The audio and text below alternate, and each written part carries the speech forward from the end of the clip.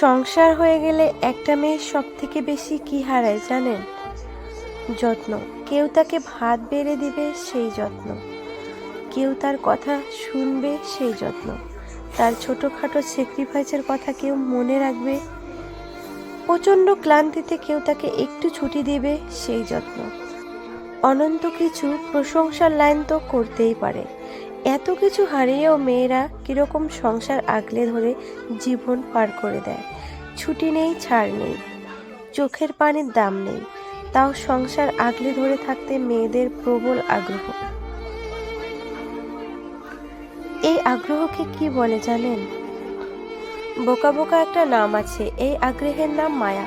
নিজেকে নিঃশেষ করে সব আগলে রাখার এই আগ্রহের নাম মায়া। অথচ তার জন্যই কেউ মায়া দেখায় না।